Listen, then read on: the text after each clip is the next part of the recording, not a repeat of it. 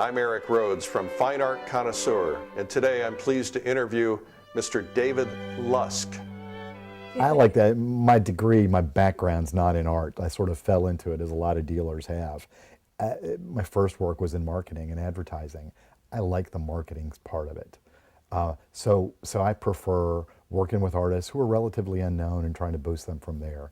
Work with other galleries that way and to other institutions and smaller museum shows and get things going from the ground level. So that's my passion. I get a big charge out of selling art and connecting art to people who maybe aren't used to buying it or certainly don't know about the artists that they're looking at. So it's the education of them in that process that I really enjoy doing.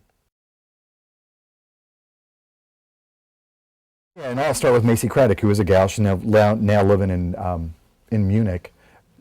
Schooled, undergrad degree in Tulane and a master's from the Portland, Maine College of Art just recently.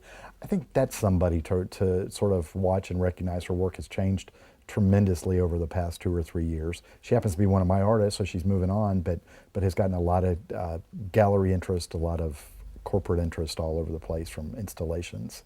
I also think that Anna Seams, again, another woman with German background, what is she? She's mid-career, so 40-something is a name of someone whose work is intriguing and dark, and there's some underlying.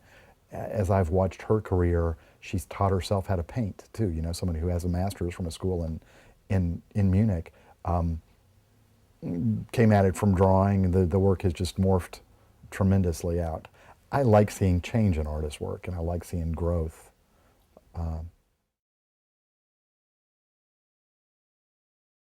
Well, I was just here. I'm at an art fair right now, and it's sort of moving a little slowly in our booth or our side of the fair. So I took 3 minutes out and went over to the Arm and Hammer. It's just a hammer gallery here. Oh, I had never been there. That was a sort of great and weird experience, and there were 6 people in there.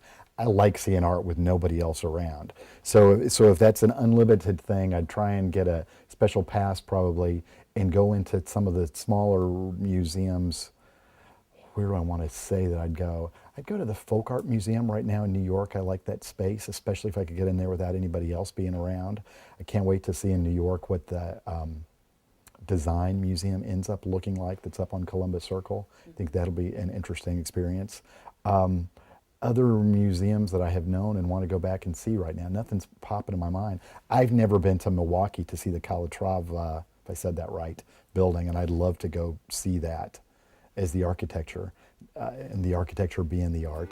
I've also never been to Bilbao to see the Guggenheim there.